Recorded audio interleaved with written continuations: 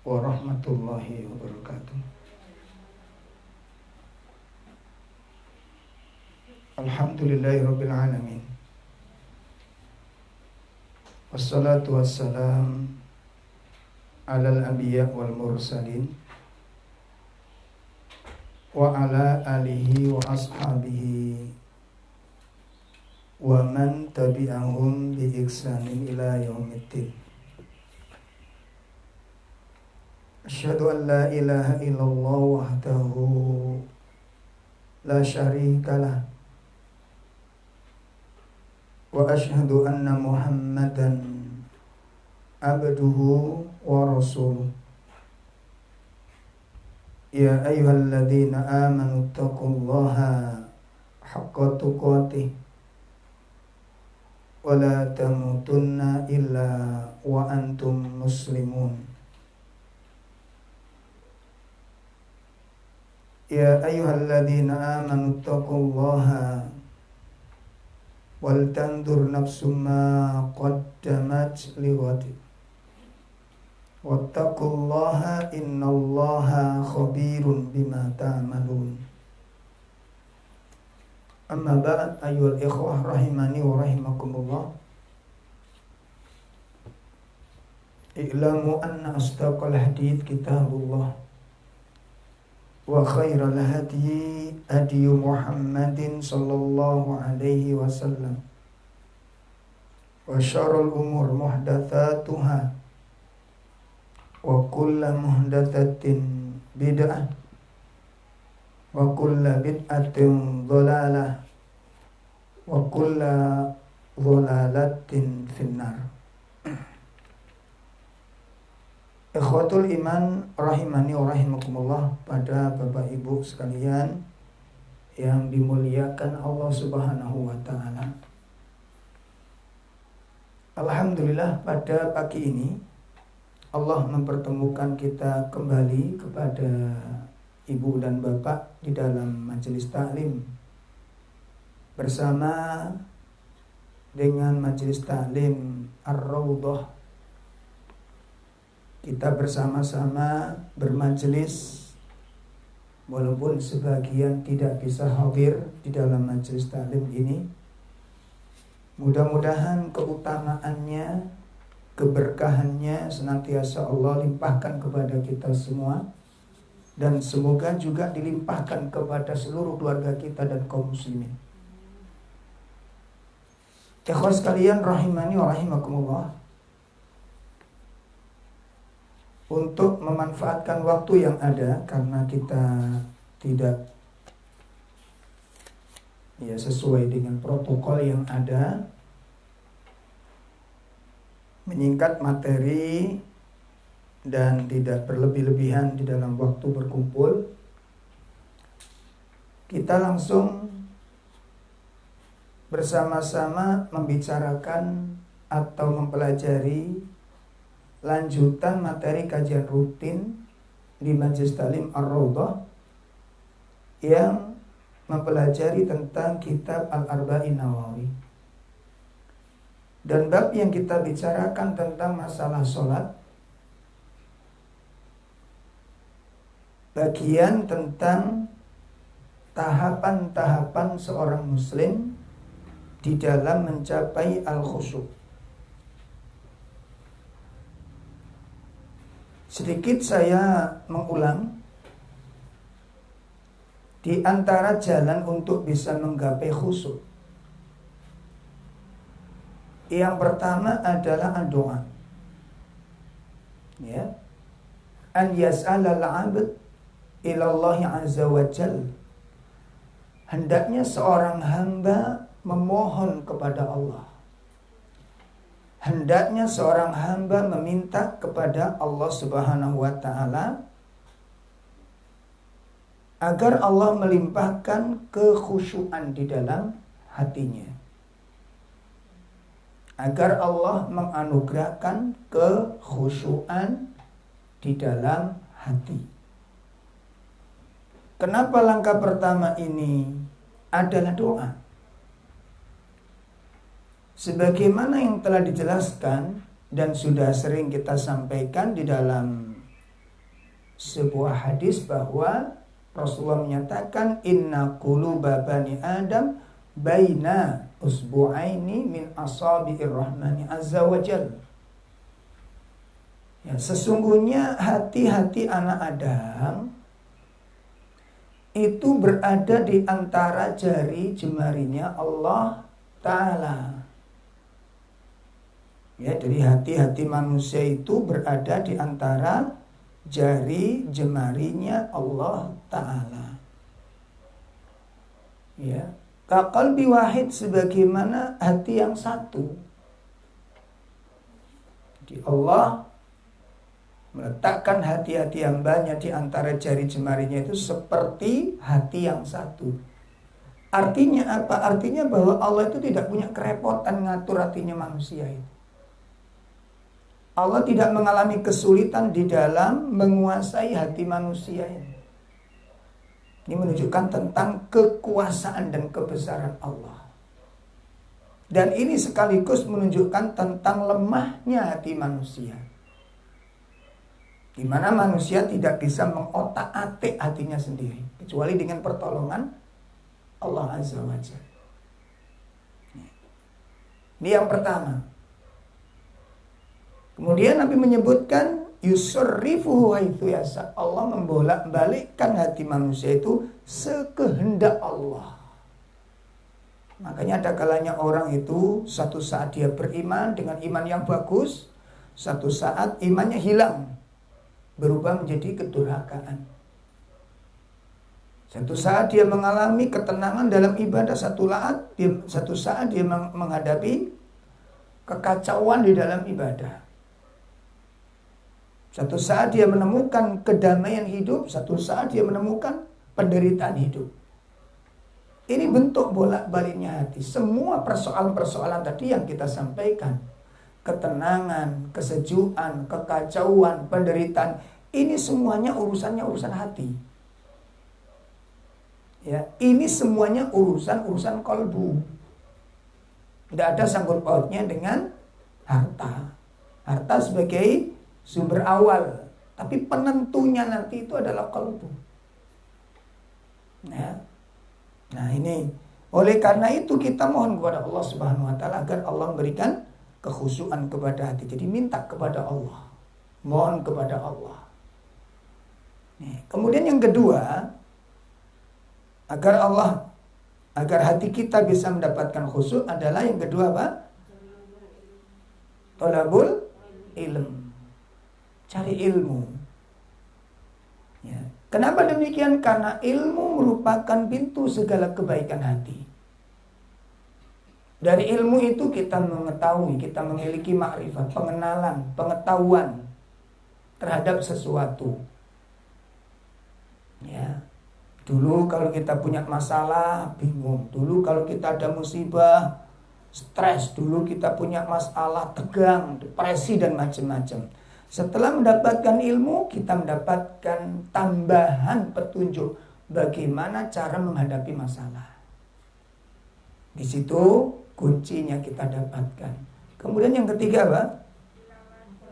Ya, yang ketiga adalah memperbanyak tilawatil Quran. Ya, memperbanyak tilawatil Quran. Baik itu tilawatul lafaz maupun tilawatul makna. Perbanyak. Jadi kalau orang ingin mendapatkan kekhusyuan, banyak baca Quran. Banyak mempelajari Al-Quran, baik lafaznya maupun maknanya. Dan nanti dilanjutkan dengan amalnya. Ini faktor yang ketiga, bagaimana kita bisa mendapatkan kekhusyuan. Ya. Kemudian yang keempat apa? Memahami tentang kedudukan Allah Azza wa Jal dan memahami kedudukan terhadap dirinya sendiri.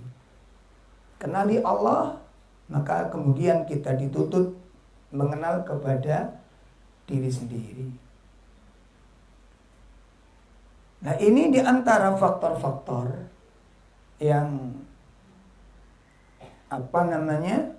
bisa membantu seseorang untuk bisa meraih kekhusyuan. Kemudian berikutnya adalah apa? Mengetahui tentang akhir perjalanan ini. Jadi kalau ini nanti kita terapkan dengan baik, kita kaji dengan sebenar-benarnya pengkajian, bukan cuma dicatat, diketahui nomor 1 ini, nomor 2 ini, nomor 3 namanya hafalan, ya, namanya hafalan. Jadi dikaji betul, diamalkan betul konsep-konsep ini, ya. Jadi yang pertama berdoa, ya kita berdoa, mohon kepada Allah kekhusyuan. Yang kedua, thalabul ilmunya diseriusi dengan niat yang baik. Makanya kalau mengkaji, kalau belajar ngaji itu, ya, kalau belajar ngaji itu memang niat awalnya itu untuk memperbaiki diri, maka dia akan serius. Ya. Jadi niat ngaji bukan cuma cari teman duduk. Niat ngaji bukan untuk membuat grup. Ya, karena sekarang itu kan banyak orang lata bikin grup. Dan sekarang grup sepeda pancal sekarang. Ya. Padahal yang dibahas itu aja gitu. Bukan untuk, tapi kita mencari ilmu itu adalah apa? Untuk memperbaiki diri, untuk bisa mengamalkan, untuk kita amalkan. Nah, kalau mempelajari ilmunya itu dalam rangka untuk mempelajari, untuk memperbaiki diri, maka kesungguhan di dalam mencari ilmu itu akan tercapai. Dan salah satu fungsinya itu adalah untuk bisa meraih kekhusyuan ini, karena hati itu akan lembut dengan ilmu. Ya, sebagaimana disebutkan dalam sebuah doa Rasulullah SAW ketika berdoa dari 4 musibah. Ya, ketika Nabi berdoa memohon kepada Allah dari 4 musibah, di mana beliau menyatakan Allahumma inni a'udzubika min ilmin la yanfa' wa min qalbin la yakhsha wa min nafsin la tasba wa min da'watin la yustajabu laha. Di mana beliau menyatakan, ya Allah, aku memohon berlindung kepadamu dari ilmu yang tidak bermanfaat. Ya Allah, sesungguhnya aku berlindung kepadamu dari ilmu yang tidak bermanfaat. Yang kedua, wa min qalbin la yakhsha. Dan aku berlindung kepadamu dari hati yang tidak khusyuk. Nah, ini dihubungkan oleh para ulama ini. Ya, dihubungkan oleh para ulama antara yang pertama, antara ilmu yang tidak bermanfaat dengan hati yang tidak khusyuk. Itu dihubungkan. Berarti ilmu yang bermanfaat akan melahirkan khusyuk. Ilmu yang bermanfaat akan melahirkan kekhusyuan. Ini. Kemudian yang ketiga, Nabi berlindung dari jiwa yang tidak pernah puas. Jiwa yang tidak pernah puas dengan apa yang Allah berikan. Makanya Allah nimma min nafsin la tasba, dari nafsu yang tidak pernah puas, tidak pernah merasa kenyang. Ya, ini jauh dari kekhusyuan. Makanya orang-orang serakah, orang-orang yang tamak itu masuk dalam doa ini. Jiwa-jiwa yang tidak pernah merasa puas. Ya, batin-batin yang kekeringan, batin yang terus lapar, batin yang terus kurang. Ini jiwa-jiwa yang tidak pernah puas itu begitu. Ya, batin yang tidak pernah kenyang. Jiwa yang jauh dari sifat syukur. Nah, ini tolong diperhatikan dengan baik. Jiwa yang jauh dari sifat syukur. Na'udzubillah min syarri dzalik. Kemudian Nabi berdoa berlindung dari doa yang tidak dikabulkan. Nah, ini hal-hal yang berkaitan dengan kekhusyuan hati.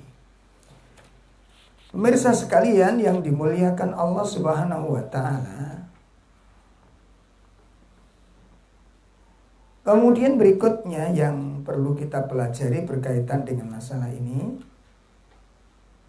karena ini berkaitan dengan persoalan yang paling penting, ibu-ibu, bapak sekalian, ya, kekhusyuan hati itu bagian dari lazzatul ibadah. Di antara buah yang dilahirkan dari sifat khusyuk, ya, di antara buah yang lahir daripada sifat khusyuk itu adalah lazzatul ibadah.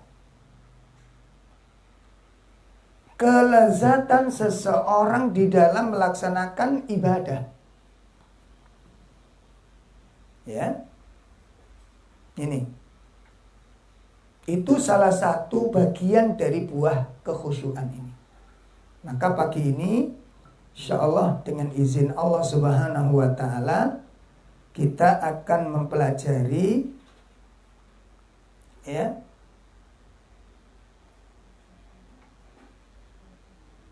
tingkatan-tingkatan atau tanda-tanda dari sifat-sifat orang yang khusyuk. Ini yang akan kita pelajari bersama-sama.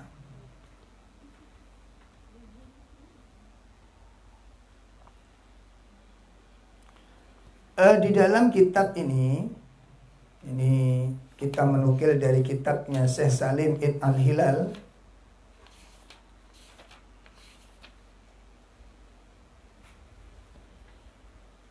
Diambil dari kitab Al-Khusyu' wa atharuhu fi bina'il ummah.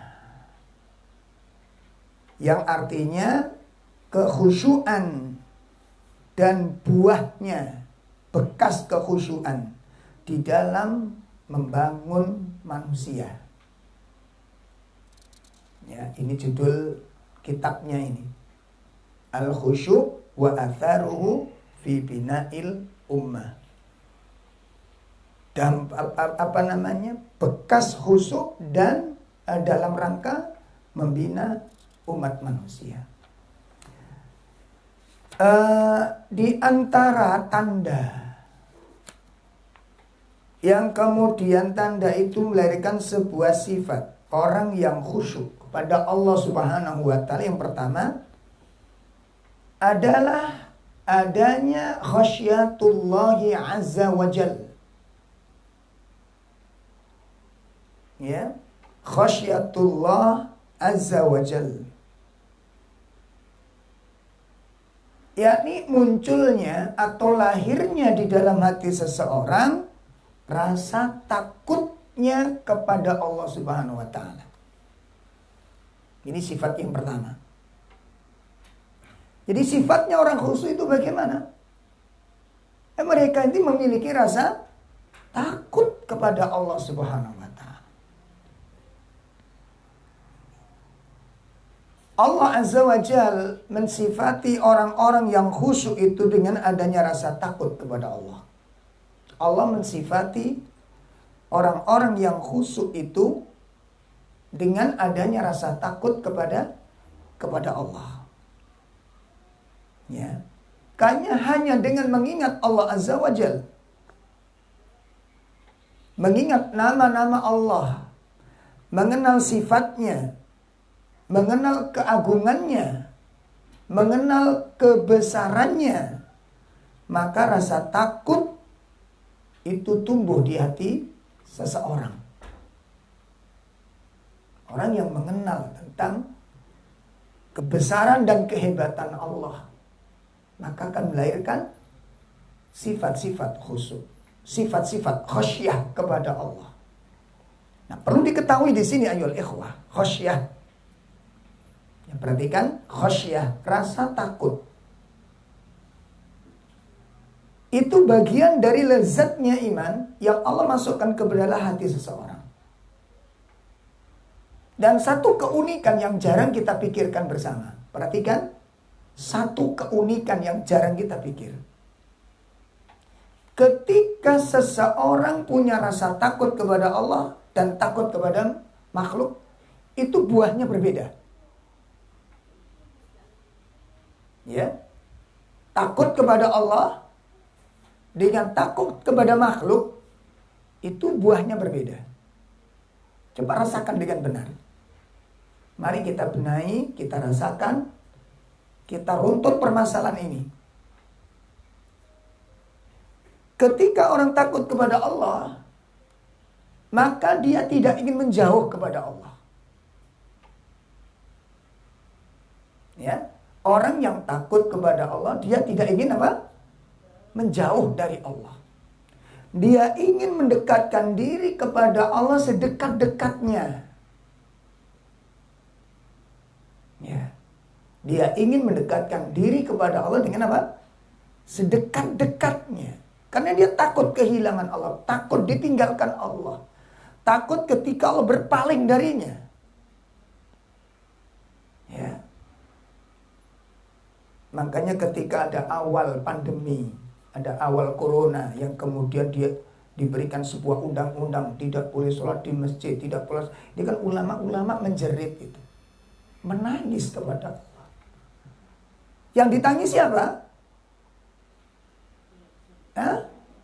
Yang ditangisi apakah sudah pantas memang masjidmu tidak boleh kami sujud di atasnya. Dan Allah tidak mau menghadapi muka-muka kita ini.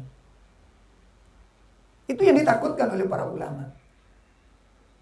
Apa memang sudah tidak patut kami ini menginjakkan kaki kami di rumahmu ya Allah. Tidak patut wajah kami sujud di hamparan bumimu ya Allah. Sehingga seluruh rumah-rumahmu kau tutup untuk kami. Yang ditangis itu. Mereka takut ditinggalkan oleh Allah. Coba perhatikan dengan benar. Nah, coba sekarang kita raba pada diri kita. Adakah ketakutan-ketakutan terhadap masalah ini pada diri kita? Takut kalau Allah tidak mau menemui kita. Takut kalau ditinggalkan Allah. Sehingga upaya supaya Allah tidak meninggalkan kita, supaya Allah tidak berpaling dari kita, dan supaya Allah senang menemui kita, supaya Allah rindu dengan ucapan-ucapan kita, tentu berarti kita harus melakukan sebuah tindakan yang membuat Allah cinta kepada kita. Ya. Kita membuat sebuah amalan, melakukan suatu aktivitas yang kita harapkan Allah senang kepada kita. Apa itu? Amalan-amalan yang bisa mendekatkan diri, yang bertakarub kepada Allah Ta'ala. Ini buahnya. Ini buahnya. Itu perbedaannya di situ. Jadi kalau orang takut kepada Allah, dia berusaha mendekatkan diri kepada Allah sedekat-dekatnya. Ya, dengan baca Quran kurang, dan dengan sedekah kurang, dengan berzikir kurang, dia berpuasa kurang, terus dia berupaya. Untuk apa? Supaya dia mendekat dan dekat kepada Allah. Itu buah dari apa teman? Kekhusyuan, khosyah. Efek pengaruh dari rasa takut kepada Allah itu begitu. Ya. Dan dia tidak mau berjauh-jauhan dengan Allah Ta'ala. Sementara kalau kita takut dengan makhluk bagaimana? Ingin jauh dari makhluk tersebut. Ingin gak ketemu. Kalau dikabari mau ketemu, gemeter kita. Gemeternya bukan karena cinta, karena benci. Ini bedanya di situ. Yang terkadang mungkin kita gak pernah mikirin. Coba rasain. Istri takut sama suami. Itu bisa bayangkan. Atau menantu takut dengan mertua. Jadi kalau kamu mertua itu sudah bayangin duluan. Ya. Kalau mertua laki-laki yang kita takutkan, begitu kita datang ke rumahnya, mertua nggak ada. Ditanya sama ibunya, "Loh, bapak kemana, Bu?" "Pergi." Itu seneng rasanya gitu. Ya. Seneng gitu.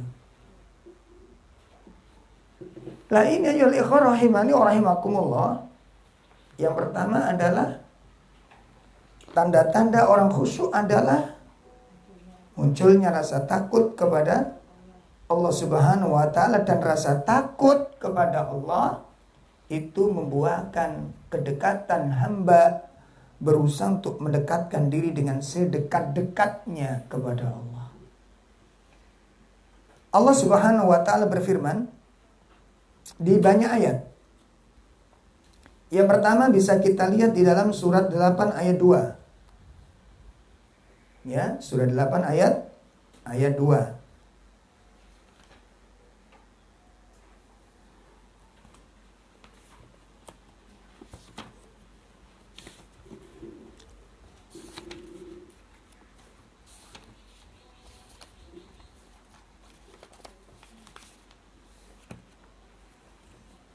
Allah Subhanahu wa taala menyatakan, a'udzubillahi minasyaitonir rajim. Innamal mu'minuna alladzina idza dzukirallahu wajilat qulubuhum. Ya, sesungguhnya orang-orang yang beriman itu adalah mereka yang apabila disebut nama Allah wajilat qulubuhum. Gemetarlah hati mereka ini. Wajilat, bergetar hati mereka ini. Lah, ibu-ibu, bapak sekalian, ini perlu saya jelaskan sedikit. Makna kata-kata wajilat itu yang dimaksud bergetar itu gimana? Disebut nama Allah, terdengar nama Allah disebutkan di sana, bergetar hatinya. Coba kita rasakan benar. Kita rasakan benar. Yang dimaksud bergetar ini getarannya kayak apa? Dan sudahkah kita merasakan getaran itu? Saya ulangi. Ya, tolong diperhatikan dengan baik. Yang pertama ketika disebut bergetar, getarannya kayak apa? Dan sudahkah kita mengalaminya? Ya, sudahkah kita mengalaminya? Karena kita setiap hari dengar nama Allah disebut itu. Bahkan kita menyebutnya setiap hari. Gak mungkin seorang mukmin yang taat tidak menyebut nama Allah. Gak mungkin. Akan tidur dia sebut nama Allah. Bangun tidur dia sebut nama Allah. Bangun di tengah-tengah tidur, mungkin dia mimpi, maka dia pun sebut nama Allah. Ke kamar mandi dia sebut nama Allah. Keluar kamar mandi dia sebut nama Allah. Coba permasalahan sekarang itu adalah gemeter gak hati kita ini? Kalau gemeternya kayak apa? Ini yang perlu dipahami semuanya. Karena kalimat Allah ini di lisan kita ini sesuatu yang paling sering kita sebut. Mungkin ibu kita belum tentu kita sebut setiap hari. Ya, tapi Allah setiap saat kita sebut. Keluar rumah nyebut nama Allah. Naik kendaraan nyebut nama Allah Subhanahu wa taala. Lisan kita nggak akan pernah sepi dengan kalimat-kalimat Allah ini. Persoalannya, kalau benar sifat ini, bahwa ciri-ciri orang yang takut kepada Allah bergetar, dan setiap disebut nama Allah itu apa? Bergetar, berarti sering kali hati kita merasakan getaran itu. Pertanyaannya ini loh, getarannya kayak apa? Dan sudahkah kita mengalaminya? Ya. Pertama, yang dimaksud wajilat, bergetar ini bukan seperti kita terkejut dan takut yang mendadak. Apa kalau bahasa kita itu apa? Gemetar itu apa? Meredek. Jadi apa? Bergetar jiwanya, gemetar gitu ya. Kalau itu yang diartikan begini kan perlu penjelasan ini. Ini biasanya sesuatu yang kita takutkan. Takut, mana takut, makanya takut tadi itu takut yang bagaimana? Ya. Kalau kita lihat di beberapa tafsir para ulama ketika menafsirkan wajilat, ya, itu tergantung dari seseorang mengingat Allah yang diingat apanya. Seperti tadi sebutkan di dalam surat apa tadi? Al-Anfal ayat 2. Idza dzukirallah, apabila disebutkan nama-nama Allah Subhanahu wa taala, maka wajilat qulubuhum. Sedangkan kita tahu nama-nama Allah itu banyak. Sehingga yang dimaksud getaran-getaran di sini, bergetar di situ itu mengikuti keyakinan terhadap asma-Nya Allah Ta'ala. Bisa jadi getaran itu berupa rasa takut yang menjadikan, tadi sudah saya sampaikan, buahnya takut apa? Menjadikan para hamba itu apa tadi? Mendekatkan diri kepada Allah dengan sedekat-dekatnya. Ini buahnya. Karena dia takut ditinggalkan Allah. Dia takut Allah tidak mengurusinya. Dia takut Allah berpaling darinya. Ya, orang mukmin sangat ketakutan dengan masalah ini. Ketika Allah sudah berpaling darinya, maka kemana kita akan mencari Tuhan selain Allah Subhanahu wa Ta'ala? Ini yang pertama, makna getaran itu bisa jadi berupa getaran rasa takut kepada Allah. Sehingga takut itu membuahkan dua amal yang luar biasa. Yang pertama, ya, hamba tersebut akan melakukan sesuatu yang akan melahirkan cintanya Allah, karena dia takut dibenci oleh Allah, takut ditinggalkan Allah Subhanahu wa Ta'ala. Yang kedua, rasa takut kepada Allah itu melahirkan seseorang berusaha untuk menjauhi larangan-larangan Allah itu sejauh-jauhnya. Ya. Ini buah dari rasa takut yang pertama, yang kedua. Jadi yang pertama akan melahirkan sosok-sosok yang tekun, semangat beribadah untuk melakukan sesuatu yang mendatangkan cinta Allah. Adapun yang kedua, melahirkan apa? Hamba-hamba yang berusaha menjauhkan diri dari larangan-larangan Allah sejauh-jauhnya. Kenapa? Karena dengan ketika dia tahu bahwa dia berbuat hal-hal yang tidak diridhai Allah, ketika dia sadar melakukan hal-hal yang dibenci oleh Allah, Allah menjauh darinya. Maka lahirlah sifat khasyah ini, takut kepada kemurkaan Allah. Takut dengan azab Allah Subhanahu wa Ta'ala.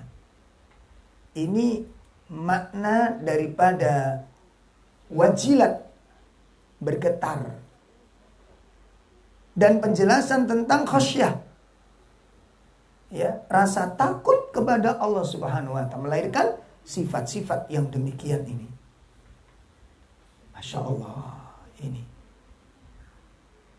Kemudian ketika disebutkan tentang kebesaran Allah, nah ini baru orang benar-benar tawadhu. Ya.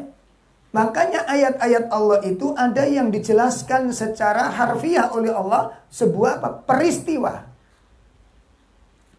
Coba ketika orang melihat puting beliung, angin yang sangat kencang, yang nggak pernah adzan bahkan tidak sholat itu adzan.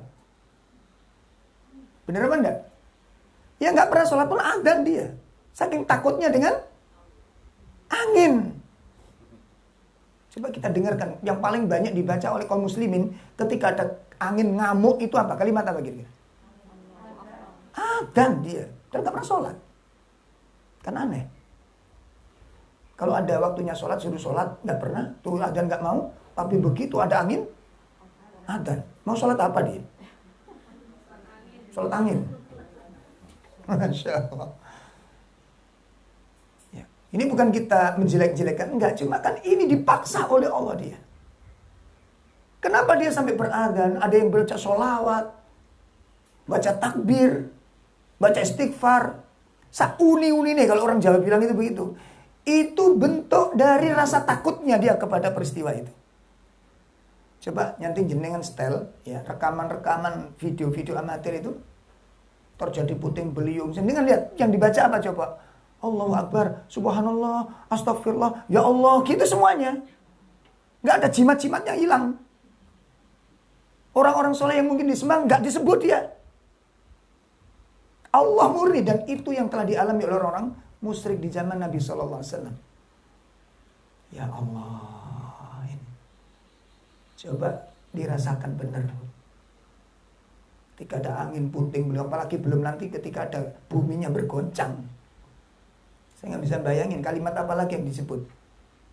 Bisa jadi mendadak 1 jam Al-Baqarah hafal itu. Ya. Buminya digoncang, rumahnya retak, genteng-gentengnya terbang. Nah, bertakbir di sana. Ini getaran-getaran khosyah. Ini yang dimaksud getaran-getaran khosyah. Nah, Insya Allah. Ada rasa takut kepada siksa, takut kepada azab. Ini siksa-siksa dunia, azab-azab dunia. Orang sedemikian dekat kepada Allah Ta'ala. Jadi orang dipaksa untuk menyebutkan kebesaran Allah. Allahu Akbar, la ilaha illallah, Allahu Akbar, subhanallah. Nah, ini yang dimaksud dengan wajilat. Bergetar itu dipaksa oleh Allah untuk melihat tentang kebesaran, takjub. Nah, makanya adalah kalimat tasbih. Begitu kita melihat pemandangan yang begitu menakjubkan, kalimat ini keluar, subhanallah, indahnya. Ya, betapa keagungan Allah Subhanahu wa Ta'ala menyebutkan sifat-sifat itu. Seperti beberapa tahun yang lalu ya, 2017-an ya, ketika kami datang ke Pacitan. Ada di Pacitan tuh namanya Desa Piton. Itu terletak di atas bukit, Pak. Desa itu terletak di atas bukit. Teman-teman tuh penasarannya luar biasa. Katanya Desa Piton ini banjir. Banjir. Ada Desa Piton, Pak, banjir. Di mana itu? Di atas bukit. Delomong semuanya. Yang ditelomongnya apa kira-kira? Hah? Di atas bukit mana mungkin bisa banjir? Maka tim kami berangkat ke sana. Karena waktu itu dibagi-bagi memang saya dikasih tempat-tempat yang gak enak ya. Tempat-tempat daerah-daerah yang memang masyarakatnya itu betul-betul pelosok. Maka kami, Ustadz Uca dikirim ke sana semuanya. Adapun relawan-relawannya yang lain untuk sembako dan macam ditempatkan di tempat-tempat yang memang membutuhkan sembako lebih dulu. Jadi kami belum sempat melihat ke sana. Ya, kemarin waktu kita ke sana lagi beberapa waktu yang lalu, beberapa hari yang lalu. Ya, 2 hari yang lalu ya. Kita ke sana, ada tim Ustadz, loh di bukit itu Ustadz kemarin. Kita lewat di sampingnya, Pak. Kemarin di atas bukit sana itu banjir Ustadz. Kira-kira baca apa kalau melihat air banjir di kampung itu? Nah, coba gimana? Baca apa coba? Itu yang dimaksud wajilat. Ya, jadi makna wajilat itu macam-macam tergantung dari apa yang sedang kita lihat, yang kita dengar itu. Dari sifatnya Allah. Bagaimana Allah menempatkan air di atas bukit itu, sementara di bawahnya ini jurang yang banyak sekali. Jadi kalau menurut logika gimana? Gak mungkin. Tapi bagi yang mengatur, Allah yang mengatur, dan Allah yang memiliki alam ini, apapun tidak ada yang tidak mungkin. Dan itu kita sekali lagi ditampakkan, diperlihatkan tentang kuasanya Allah Ta'ala. Ya Allah. Tsunami Aceh, ada kapal berapa ton, gak mungkin naik di atas genteng. Gimana cara seandainya ada alat berat untuk bisa ngangkat, itu butuh kendaraan yang besar, tenaga yang besar untuk bisa ngangkat. Ini dengan kekuatan air. Allah angkat itu sekian berban ton di atas genteng. Nah, ini makna wajilat. Maka sifat orang yang khusyuk yang pertama adalah khasyatullahi, melahirkan sifat takut, memiliki sifat takut kepada Allah Subhanahu wa Ta'ala. Kemudian kita sebutkan pula, kita lihat di dalam ayat 34-35 dari surat Al-Hajj. Ya, surat Al-Hajj, surat 20 berapa? 22.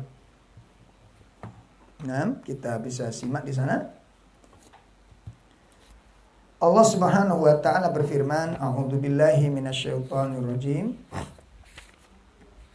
Ya, surat 22 ayat 34 35. A'udzu billahi minasyaitonir rajim.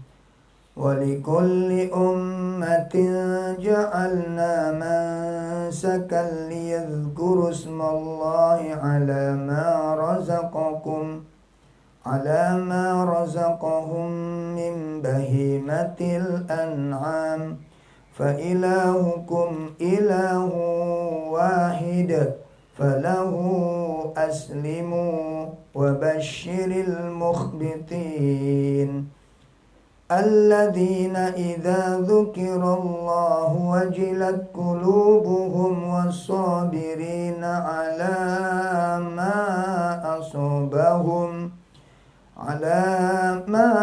asabahum wal muqimis salati wa mimma razaqnahum yunfiqun. Udah ketemu di situ?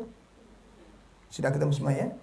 Allah Subhanahu wa taala menyatakan, dan bagi setiap umat telah kami syariatkan penyembelihan kurban agar mereka menyebut nama Allah atas rezeki yang Allah anugerahkan kepada mereka berupa hewan ternak.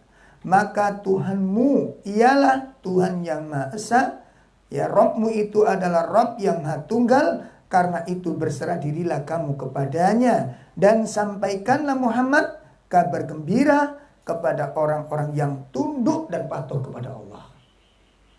Nah, sampaikan kabar gembira kepada orang yang mukhbitin, orang yang tunduk, orang yang patuh kepada Allah. Siapa mereka itu?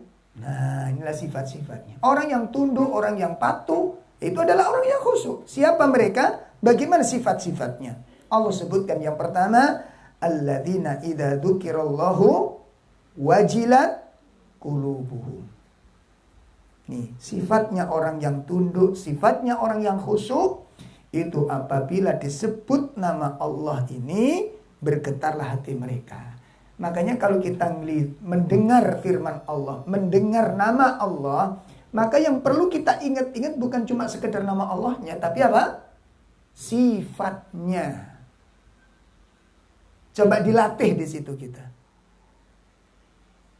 Ya. Seperti kita membaca doa keluar rumah, jangan kalau orang Jawa bilang ojo angger diunek nitoy. Ojo angger diunek nitoy. Kita baca di situ dengan kalimat bismillahi tawakkaltu 'alallah. Antum tahu, jenengan tahu makna tawakal itu apa? Nek muni kayak enak betul. Berserah diri, selesai gitu ya. Apa sih yang dikatakan berserah diri itu apa? Hah? Apa? Berserah diri kepada sesuatu. Kalimat tawakkaltu, perhatikan, tawakkaltu Allah. Tawakkaltu, aku berserah diri kepada Allah. Artinya apa? Urusan-urusan di jalan raya nanti itu, persoalan-persoalan di mana kita keluar. Jangan tahu persoalan apa di luar nanti. Jangan tahu persoalan apa yang akan terjadi. Itu kita serahkan kepada Allah dan Allah kita jadikan wakil kita. Makanya tawakal dari kata-kata wakala. Wakala itu menjadikan seseorang menjadi wakil. Di mana wakil tugasnya apa? Halo? Tugasnya apa?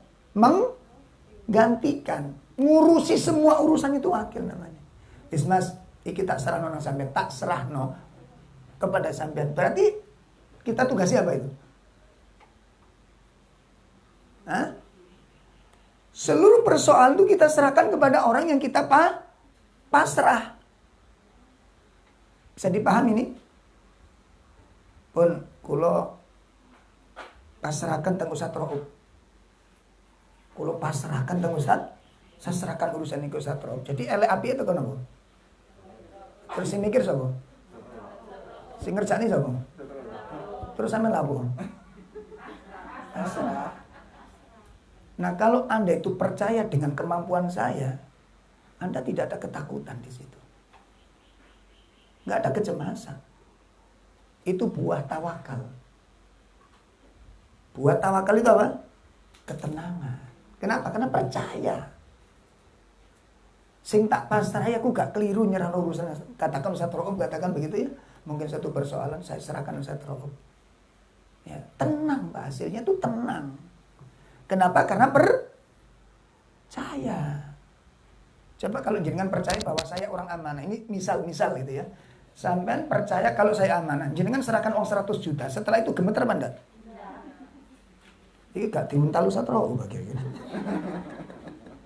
Itu berarti Anda tidak percaya. Maka tawakal yang masih di belakangnya itu ada kekacauan, berarti Anda belum tawakal. Bisa dipahami ini? Tawakal itu membuahkan ketenangan. Kenapa kok bisa tenang? Karena aku percaya dia. Sekarang kalau punya masalah diserahkan kepada Allah, lalu jenengan mumet, Anda masih resah, Anda masih khawatir, berarti tanpa sadar kita itu apa? Halo? Tidak percaya dengan haula wala quwata illa billah.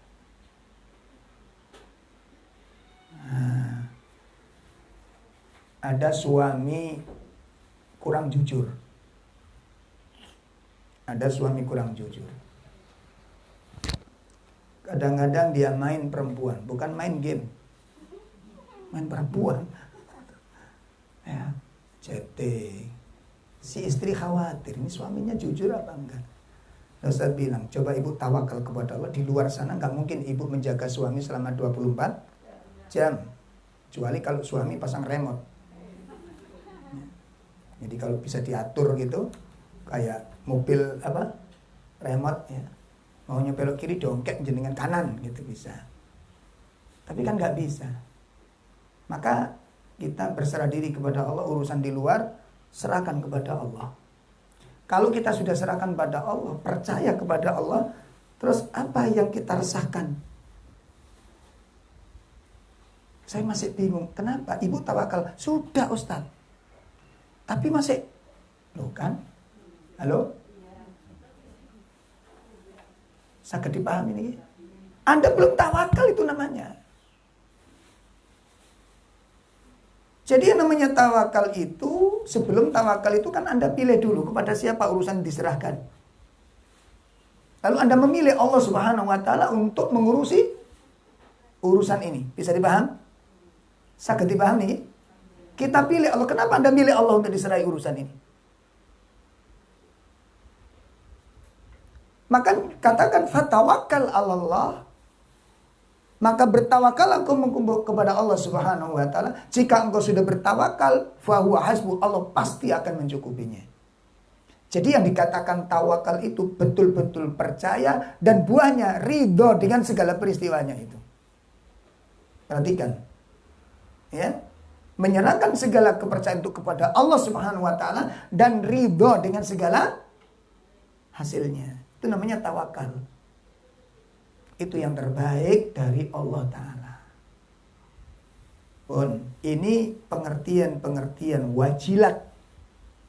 Jadi getaran-getaran itu bisa bermakna khosyah, bisa bermakna tawakal, bisa bermakna cinta, bisa bermakna takjub. Itu makna wajilat. Ya, mana apa? Wajib ini getaran bergetar itu kagum, gitu loh. Getaran cinta, getaran khosyah, getaran takjub, getaran tawakal kepada Allah. Makanya Nabi Ibrahim ketika mau dibakar yang dibaca apa, Bu? Yang dibaca apa? Hasbunallahu wa ni'mal. Apa artinya? Hah? Cukuplah Allah sebagai penolong. Halo? Iki sing gare mencret ini. Sing diwaca wis bener pengertian sampean niku sing mleyot. Ki sing gare goncang itu di sini ini. Hasbunallahu wa ni'mal. Cukup bagi Allah, cukup bagi kami urusan ini kepada Allah. Wa ni'mal wakil. Dan dia Allah itu sebaik-baik yang diserai urusan. Wa ni'mal wakil, dia itu sebaik-baik yang diserai urusan. Nah, kalau kita sudah mempercayai peristiwa ini, kalimat ini, bahwa Allah itu wa ni'mal wakil, apapun yang terjadi, baik sesuai dengan selera maupun gak sesuai dengan selera. Awas, jangan diartikan kalau wa ni'mal wakil pasti dapat pertolongan sesuai dengan selera. Karena Allah itu bukan Gojek. Sesuai dengan pesanan sampean itu. Entah. Jadi yang terjadi nanti sesuai dengan keinginan siapa? Allah. Dan kita percaya dengan. Makanya kalau yang akan percaya seperti orang titipkan duit, datang ke rumah saya, Pak. Saat ini ada duit 50 juta. Tak serahkan ke Ustadz. Monggo yang dipandang Ustadz manfaat, digunakan saja uangnya ini. Saya ingin itu bermanfaat. Waduh, kalau pandangan saya yang bermanfaat, lebih manfaat atau kono mobil saya, Bu. Apa jawabnya? Monggo kalau itu dipandang. Tapi tetap gak wani saya. Karena saya yakin orang yang punya duit tadi bukan untuk berniat untuk membelikan mobil. Gitu. Dia menyerahkan kepada saya karena saya tahu mungkin ada tempat-tempat ladang-ladang dakwah yang membutuhkan teman-teman yang fakir, teman-teman yang duafa. Dia datang ke tempat saya bayangin itu, nggak mungkin bayangin sebuah mobil. Jadi paham ini? Nah, ketika orang serahkan monggo, Pak, ini kalau untuk, kan ada yang ini untuk panti usaha untuk anak yatim. Bu, ini terus terang untuk anak yatim yang kita urusi cuma sekian anak. Dan ada yang lebih butuh dari ini. Kalau boleh saya katakan terserah. Loh, coba bayangin. Terserah jenengan.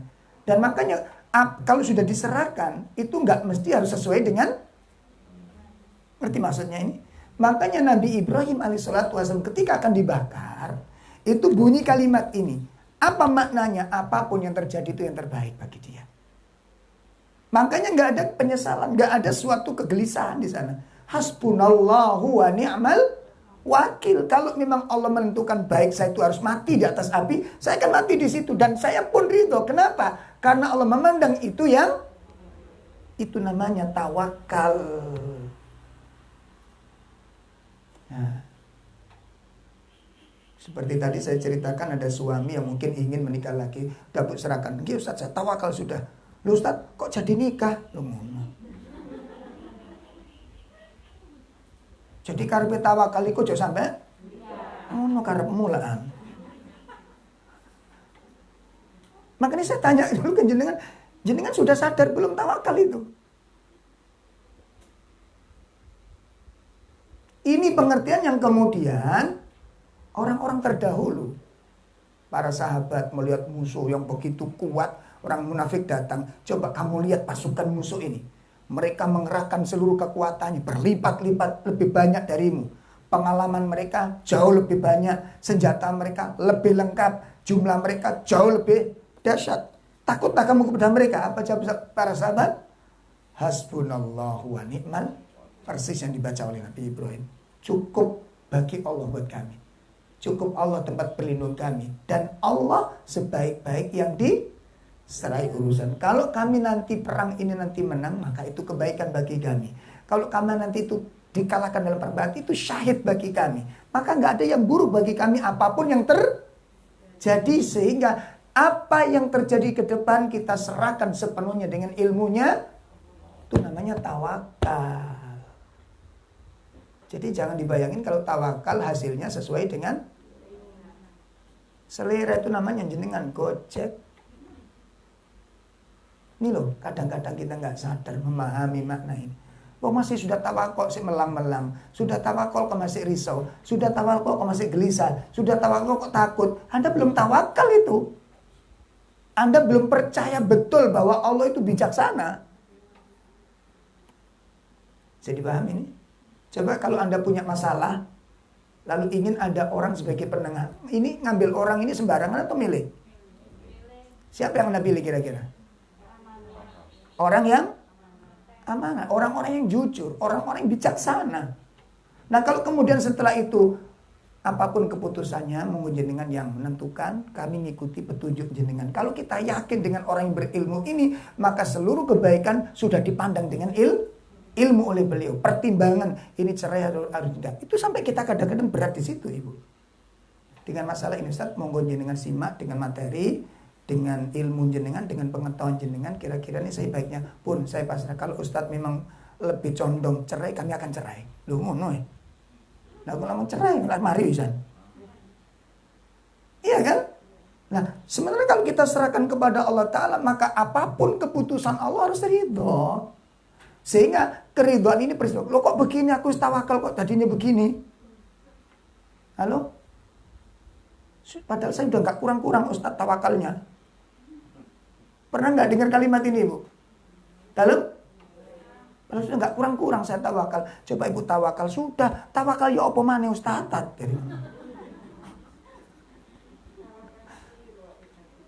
Pun bisa dipahami nih? Nah, itu namanya tawakal tuh begitu. Makanya orang-orang tawakal nggak ada yang risau. Apapun terjadi, ada musibah. Ya sudah, ini yang terbaik karena Allah sudah pilihkan itu.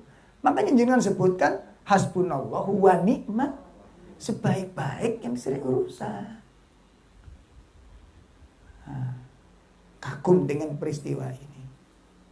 Wajilat qulubum, itu yang terbaik. Ini ciri yang pertama, orang yang khusyuk, memiliki rasa takut kepada Allah Subhanahu wa taala yang melahirkan wajilat qulubuhum. Bentuk takutnya itu diantaranya wajilat qulubuhum. Ya, kemudian yang kedua,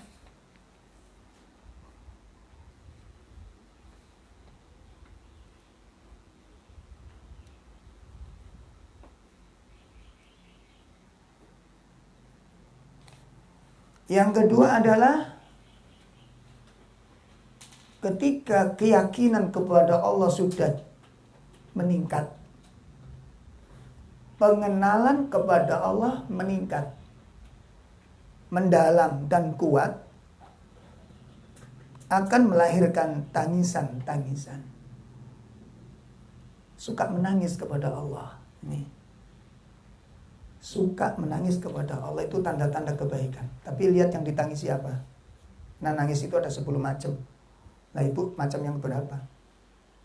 Kalau kita nangis ini level berapa? Kayak ayam geprek aja. Nangisan itu macam-macam. Ada nangis karena rindu, tangisan kangen, tangisan cinta, tangisan benci, tangisan kecewa, tangisan bangga. Ada yang tangisan kesetrum. Apa tangisan kesetrum ini? Nah, para pecinta sinetron gak ngerti sing ditangisi. Nyetrum. Sama dengan kita sholat, kalau di Masjidil Haram, kalau sudah sesudes yang imami gak bisa gak nangis. Cuma yang ditangisi beda. Sesudes nangisi ayat, jenengan nangisi sesudes. Itu yang beda. Kok nangis? Saya sudah nangis. Kira-kira yang ditangisi saya sudah apa ya? Nggak tahu. Pokoknya saya sudah nangis. Saya ikut nangis. Tapi bagus mendengar ayat Quran bisa nangis. Jadi Anda jangan merasa aman kalau dengar ayat ada orang nangis dikira cengeng. Enggak, justru Anda yang harus khawatir. Kalau kita punya teman nangis, suka nangis, dengarkan kajian menyentuh nangis, dengar bacaan Quran menangis. Ya, ada kalimat-kalimat menyentuh nangis, bersyukur orang punya demikian. Ya, bagi orang-orang yang tahan tangis, ngerti tahan tangis? Apa Bu? Tahan benturan. Bacakan ayat Quran, nggak nangis. Kalimat-kalimat nyentuh, ya nggak nangis. Anda jangan merasa aman kalau udah demikian. Bisa jadi sifat kita itu bukan sebuah ketegaran. Kita nggak pernah nangis bukan karena kekuatan batin, justru itu karena kerusakan batin. Ya, karena bagian tanda-tanda orang yang dalam kondisi bahaya imannya itu adalah apa? Jumudul ain, mata yang kering. Ya. Jadi Nabi menyebutkan ada berapa persoalan yang akan membinasakan manusia itu. dalam sebuah hadis, cuma para ulama menyatakan hadis ini tidak sahih. Tapi maknanya benar gitu loh. Maknanya benar. Arba'un minasyaqaq, ada 4 hal yang mengantarkan manusia akan menjadi binasa. Bisa jadi kebinasaan itu di dunia, bisa jadi kebinasaan itu di akhirat. Apa arba'un minasyaqaq? Ada 4 perkara ini. Arba'un minasyaqaq. 1, jumudul ain. 1 adalah mata yang kering. Mata yang kering itu mata yang gak pernah pakai nangis kepada Allah Ta'ala. Nangisi dosa yang gak pernah, nangisi ayat-ayat Allah yang gak pernah, kagum kepada orang yang lembut yang gak pernah. Intinya gak bisa nangis orang ini. Ya, dulu sekali ada seorang ibu ngajak temennya, ya Masya Allah. Temennya ini kalau penampilannya Bu, ngalahi artis tahun 70-an. Pakaiannya, celananya kalau ngaji itu Masya Allah. Dan saya sendiri bilang, ya Allah, orang kayak begini apa bisa nerima ilmu ya. Jadi kalau ngaji itu Masya Allah, pakaiannya ini. Tapi beliau itu sangat lembut hatinya. Dengar Quran nangis. Terus si bawa ini tadi ibu-ibu ini, pakaiannya yang bawa ini syar'i banget. Pakaiannya syar'i, tapi hatinya kurang syar'i. Jadi kasar banget. Wah tuh Ustaz yang bawa teman Ustaz ngapunten ya, kalau melihat teman mungkin ada yang suka nangis itu cengeng dia itu. Dia suka nangis dia. Ternyata subhanallah jarak beberapa saat, ya nggak begitu lama dengan talim awal itu dia berubah dan berubah. Dan luar biasa perubahannya itu. Ya. Lah yang teman ini tadi yang bawa ini tadi itu nggak berubah-berubah sifatnya. Kerasnya, cetlosannya, nyeplosnya itu tetap aja bertahun-tahun. Makanya di sini perlu diperhatikan, ya. Jumudul ain, 1, perkara yang membawa kebinasaan pada manusia. Yang kedua, watulul amal, panjang angan-angan. Panjang angan-angan. Ya Allah, ini. Di panjang angan-angan itu gimana, Bu? Yang dikatakan panjang angan-angan itu meyakini, orang meyakini matinya masih jauh. Kematiannya masih lama. Umurnya masih panjang. Itu namanya tulul amal. Efeknya kepada pribadinya itu buruk sekali. Di antaranya apa? Suka nunda-nunda amal. Itu karena dia meyakini umurnya masih panjang. Besok aja, besok lusa aja, nanti saja. Itu udah menjadi kebiasaan dia nanti.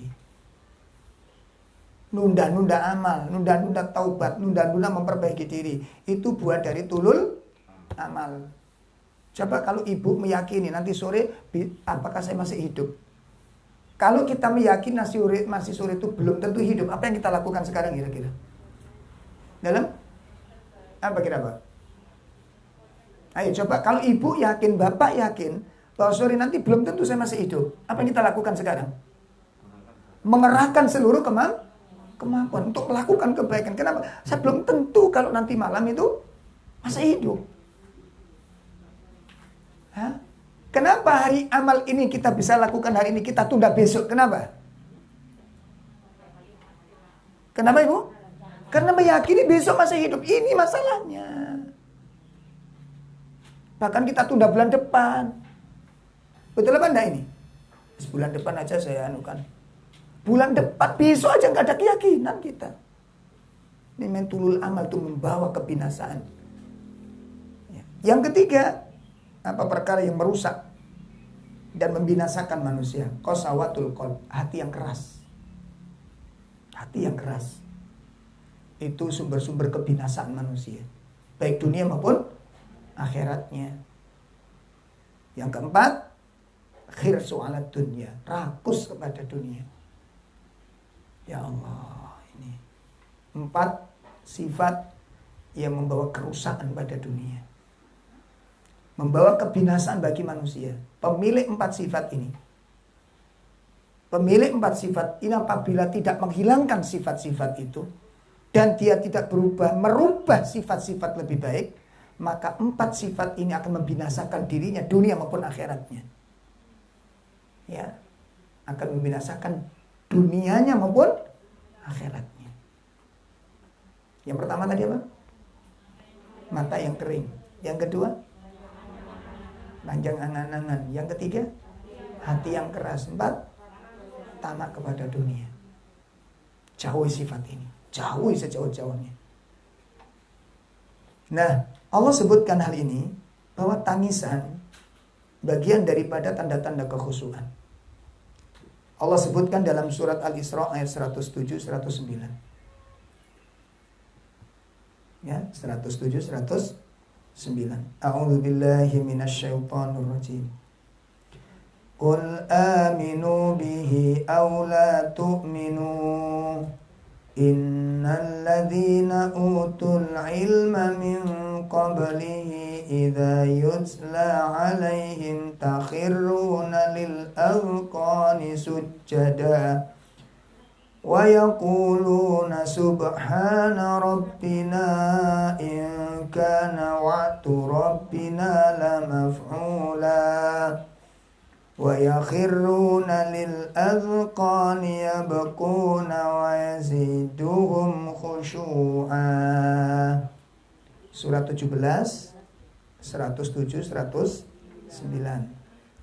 Ayat 107 Allah berfirman, katakanlah Muhammad, aminu bi, berimanlah kamu kepadanya, aula tu'minu bi, atau tidak usah beriman sama sekali. Itu sama saja bagi Allah. Ini pengertiannya gimana ini, Bu? Berimanlah atau tidak usah beriman, itu sama saja bagi Allah. Maksudnya apa ini? Allah tidak membutuhkan sifat manusia ini. Orang beriman itu tidak menguntungkan Allah. Orang tidak beriman itu tidak merugikan Allah. Kekuasaan Allah itu tetap, apakah manusia kufur maupun beriman. Kekuasaan Allah tidak berubah dengan imannya manusia, tidak bertambah dengan taatnya manusia, dan kekuasaan Allah tidak berkurang dengan kedurhakaan manusia. Itu maknanya. Ya, bukan berarti ayat ini ayat pilihan. Oh, berarti kita boleh dong, apa? Nggak beriman gitu.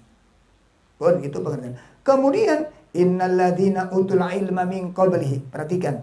Sesungguhnya orang-orang yang diberi ilmu sebelumnya, sebelum orang-orang beriman ini ada, apabila Al-Quran itu dibacakan kepada mereka, dibacakan kepada mereka, takhirruna lil azqan, mereka menyungkurkan di atas muka mereka sujadan, seraya mereka bersujud. Masya Allah. Wa yaquluna subhana rabbina in kana wa'du rabbina lamaf'ula, dan mereka berkata, maha suci Rabb kami, sesungguhnya janji Rabb kami itu pasti akan dipenuhi. Perhatikan, janji Allah pasti akan dipenuhi. Dan wa yakhiruna lil adqan, mereka menyungkur atas muka mereka, yabquna, sambil menangis. Wa yaziduhum khusyu'a, dan semakin bertambah akan khusyuknya. Ini tanda-tanda yang kedua. Tanda yang ketiga adalah as-sabr, bersabar terhadap apa yang menimpa mereka. Ciri-ciri orang yang khusyuk adalah bersabar atas apa tadi? Yang menimpa kepada mereka. Makanya disebutkan was-sabirina ala ma asabahum. Mereka sabar terhadap apa yang menimpa kepada mereka, sebagaimana dalam surat Al-Hajj pada ayat yang ke-25 tadi. Ciri-ciri orang yang tunduk, ciri-ciri orang yang khusyuk adalah as-sabirina ala ma asabahum. Mereka sabar terhadap setiap musibah yang menimpa mereka. Nah, itu ciri-ciri yang keberapa? Yang ketiga. Ciri-ciri yang keempat, wa yuqimunas shalah wal muqimis shalah.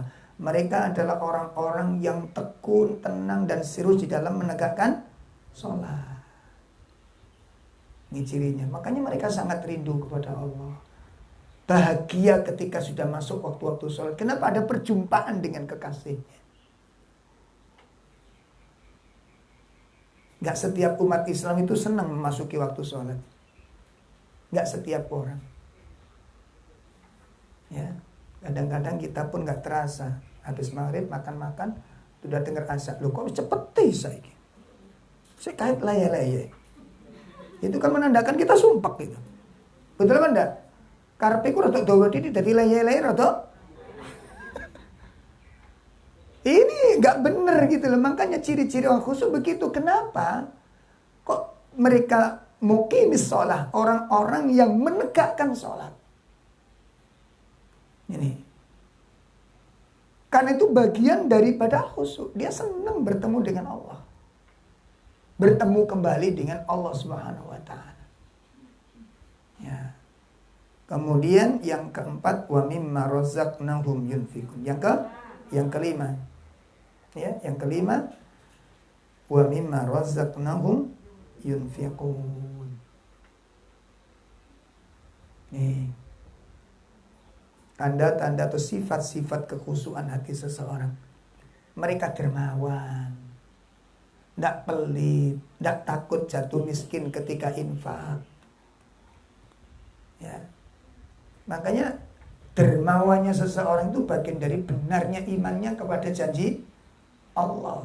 Sama dengan ibu-ibu kalau disuruh mengeluarkan duit, disuruh belanja sama suami, terus suami bilang, nanti tak ganti. Sampean takut nggak kira-kira membelanjakan duit?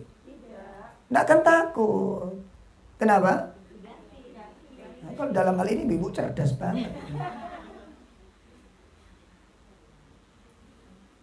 Nggak kepikiran sama sekali berapa ya yang dikeluarkan, butuh berapa biayanya nanti. Terus kira-kira 500 nanti tak ijoli ya. Dan kita tahu, apalagi kita yakin suami kita orang dermawan, sudah kita longgar sekali itu membelanjakan itu. Bahkan kalau nggak waktunya belanja malah nawari belanja. Karena tahu suaminya Pak dermawan dan yakin dengan sifat suaminya ini loh, gitu loh. Makanya kalau Allah menyuruh kita belanja, nggak mungkin Allah nggak ganti itu. Lalu apa yang menjadikan kita menahan diri untuk tidak infak? Kalau bukan suudzon kita kepada Allah. Jadi orang tidak infak itu Pak, bisa jadi dia suudzon kepada Allah. Tidak sadar dia. Kenapa? Ya kalau dijoli sama Allah. Nah kalau enggak. Kalau yakin terus apa yang menunggu? Ya, barangkali ada ibu-ibu yang masih pelit, ya dengerin. Itu penyakit di hati Anda itu. Ya. Udah, kalau sudah itu ada wilayah-wilayah memang harus kita keluarkan. Untuk orang tua, udah gak usah eman dengan orang tua. Dan gak usah dihitung-hitung. Dan gak usah disebut. Dan orang tua gak usah diberitahu. Seperti ngobatkan orang tua, habiskan, diem. Ada kan anak yang kalau pulang dari rumah sakit, ibu itu omeli sak dalan-dalan. Loh ada itu begitu. Makanya tabuk sampe nujo, rewel-rewel. Ini mang, tapi ndelok ibu. Periksa tok 500. Obat sampean piro iki? Ngerti enggak iki melarang iki, Bu? Ini tambah stroke ibu menek ngono modele. Enggak usah disebut. Walaupun mahal, cari yang baik pokoknya untuk orang tua itu. Dan enggak usah disebut. Kenapa? Sekarang Anda membekali anak. Pernah Anda hitung berapa? Pernah Anda hitung? Itu orang tua Anda kepada Anda itu. Seperti itu. Kalau kita baru berikan ngobatkan 300 wis memet ora karu-karuan. Belikan makanan apa yang disukai orang tua, martabak satu misal. Martabak itu kan ada level itu ya. Ono sing selawe, ono sing 15, ono sing 20, ono sing 30, sing spesial 50. Sampeyan tuku sing spesial, wong tuane kok ono sing 15. Iku datar jagung jenenge. Itu loh. Mikir orang tua yang istimewa, orang tua. Nanti Anda diistimewakan oleh Allah Subhanahu wa taala. Jadi paham ini? Ya, sepulang pengajian cari mertuanya. Carikan yang istimewa. Sampai mertuanya medit-amit-amit. Ya. Cari yang terbaik untuk orang tua. Dermawan itu bagian dari sifat-sifat kekhusyuan. Kenapa? Yakin dengan Allah Ta'ala. Itu loh. Khusyuk itu mempercayai yadhunnu annahu mulaqu rabbih. Mereka yakin bertemu dengan Allah Subhanahu wa taala. Nah, keyakinan itu yang mendorong mereka. Kemudian yang keenam, sifat-sifat orang yang khusyuk yang disebutkan oleh Allah di dalam Al-Quran. Apa? Mereka berusaha. Perhatikan, mereka berusaha apa? Ta'zim ala sya'airallah. Mereka mengagungkan syiar-syiar Allah dalam ayat-ayat. Mengagungkan syiar-syiar Allah.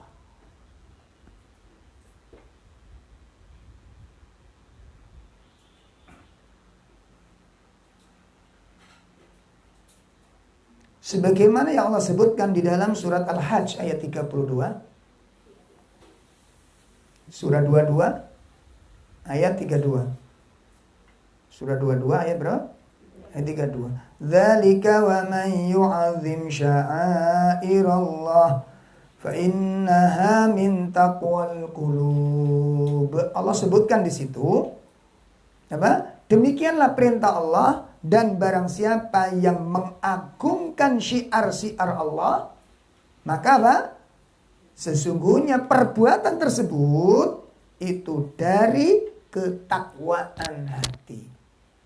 Sifat mengagung-agungkan syiar Allah itu merupakan apa? Timbul, tumbuh, lahir min taqwal qulub, dari ketakwaan hati. Nah, yang dimaksud ketakwaan hati itu tidak lain adalah orang-orang yang khasyah kepada Allah, orang-orang yang mahabbah kepada Allah. Yang mereka itu adalah yuhibbunallah. Mereka itu sangat cinta kepada Allah. Nah, orang yang cinta kepada Allah itu adalah orang yang mencintai ketika syiar Allah itu apa? Menyebar di antara manusia. Coba kalau ibu-ibu sudah mulai menyadari jilbab syar'i, katakan, perhatikan jilbab syar'i. Sadar terhadap jilbab syar'i. Karena ada istilah demikian. Ada istilah yang gak syar'i. Ya. Jadi ada yang orang berjilbab itu sesuai dengan model. Kalau cantik dipakai, kalau gak cantik gak dipakai. Maka ndolek model-modelnya sana. Ono sing modele ku suwek pinggir. Jilbab suwek pinggir. Ada kan?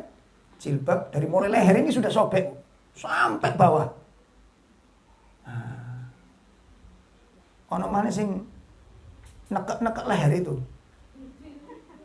Bardila, model tegak-tegaan itu. Ada yang modusnya itu, modelnya itu melihat dari apa namanya, pernik-pernik itu apa namanya itu? Apa? Nggak tahu apa itu. Wis terserahlah, sesuai dengan madhab masing-masing. Ya, ada dengan pernik-pernik, dengan bros, aneka ragam macam. Ada yang model bunga-bunga, ada yang model binatang, macam-macam ditempelin. Iya, dan itu biasanya orang sibuk begitu yang paling lama dia di depan kaca nanti. Tempelin di mana yang bagus? Tempelin pundak kanan, miring.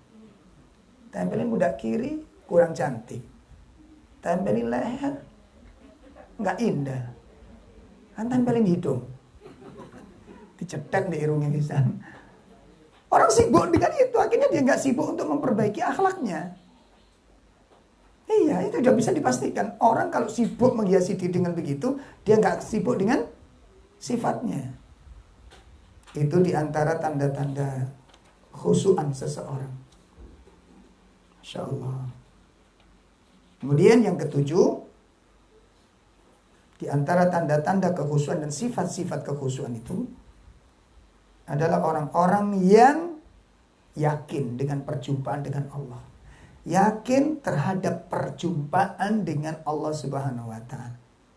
Nah, ini ada konsekuensinya. Allah sebutkan hal ini di dalam surat Al-Baqarah 45-46. Ya. Surat Al-Baqarah berapa? 45-46. Wasta'inu bis-sabri was-shalah wa innaha lakabiratun illa 'alal khashiin. Sesungguhnya salat itu berat kecuali bagi orang-orang yang khusyuk. Lah siapa orang yang khusyuk itu? Alladzina yadhunnuna annahum mulaqu rabbihim wa annahum ilaihi raji'un. Orang yang khusyuk itu orang yang benar-benar dia yakin akan perjumpaan dengan Allah. yakin dia akan bertemu dengan Allah. Dia kembali kepada Allah, itu yakin namanya. Nah, keyakinan tentang perjumpaan dengan Allah itu memiliki konsekuensi. Perhatikan, orang yang yakin bertemu dengan Allah, orang yang yakin akan kembali kepada Allah, itu memiliki sebuah apa? Konsekuensi.